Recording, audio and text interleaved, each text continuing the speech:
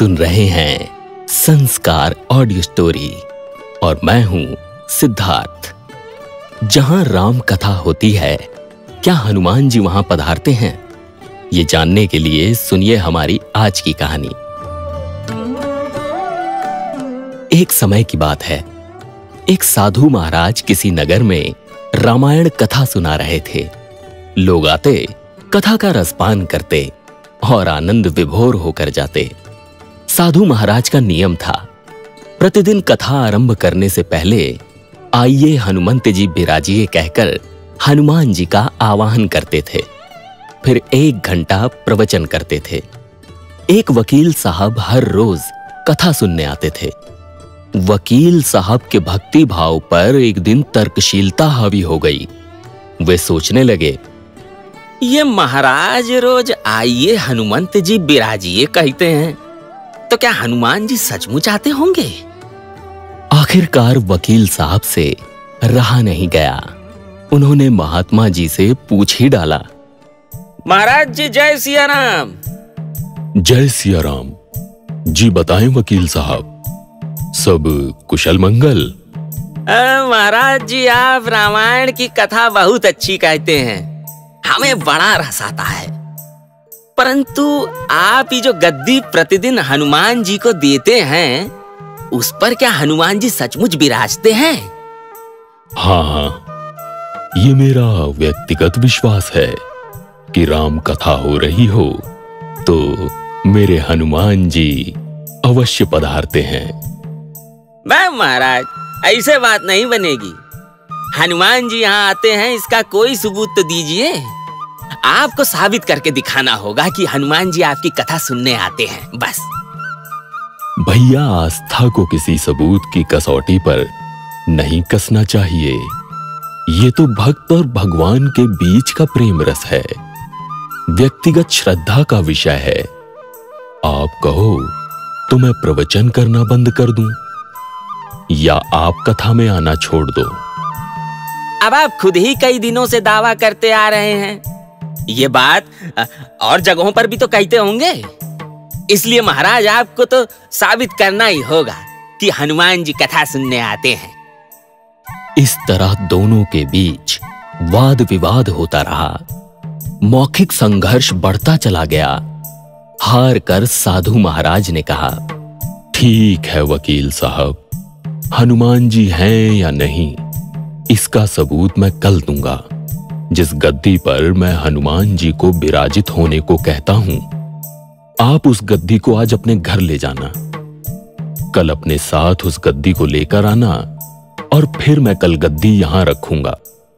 कथा से पहले हनुमान जी को बुलाएंगे, फिर आप गद्दी ऊंची उठाना। यदि आपने गद्दी ऊंची कर दी तो समझना कि हनुमान जी नहीं हैं।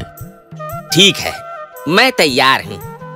हम दोनों में से जो पराजित होगा वो क्या करेगा, इसका निर्णय भी कर लें। अब ये तो सत्य की परीक्षा है। मैं गद्दी ऊंची नहीं कर सका तो वकालत छोड़कर आपसे दीक्षा ले लूंगा, और अगर आप पराजित हो गए तो क्या करोगे? मैं कथा वाचन छोड़कर आपके ऑफिस का चपरासी बन जाऊंगा। अगले दिन कथा पंडाल में भारी भीड़ हुई। जो लोग रोजाना कथा सुनने नहीं आते थे, वे भी भक्ति, प्रेम और विश्वास की परीक्षा देखने आए। काफी भीड़ हो गई। पंडाल खचाखच भर गया। श्रद्धा और विश्वास का प्रश्न जो था, साधु महाराज और वकील साहब कथा पंडाल में पधारे। गद्दी रखी गई। महात्मा जी ने मंगलाचरण किया और फिर बोले, आइए हनुमंत जी, बिराजिए।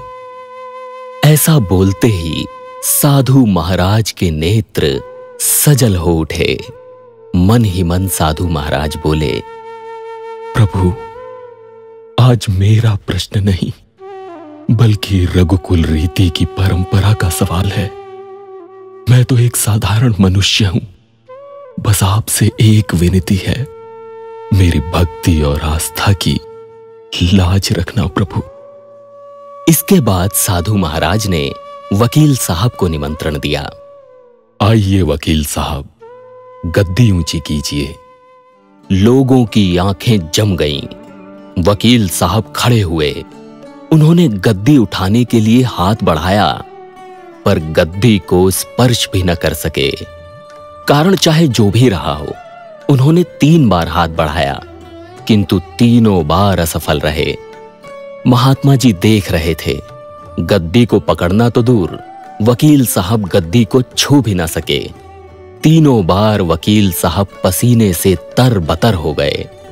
वकील साहब साधु महाराज के चरणों में गिर पड़े और बोले, महाराज, गद्दी उठाना तो दूर, मुझे नहीं मालूम कि क्यों मेरा हाथ भी गद्दी तक नहीं पहुंच पा रहा है।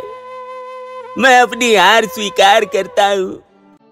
कहते हैं कि श्रद्धा और भक्ति के साथ की गई आराधना में बहुत शक्ति होती है। मानो तो देव, नहीं तो पत्थर। प्रभु की मूर्ति तो पाषाण की ही होती है, लेकिन भक्त के भाव से उसमें प्राण प्रतिष्ठा होती है तो प्रभु विराजते हैं। आज की कहानी अगर पसंद आई हो तो लाइक, कमेंट और शेयर करना ना भूलिएगा। फिर लौटूंगा लेकर जीवन से जुड़ी कोई और कहानी। तब तक के लिए अपना और अपनों का ध्यान रखिएगा।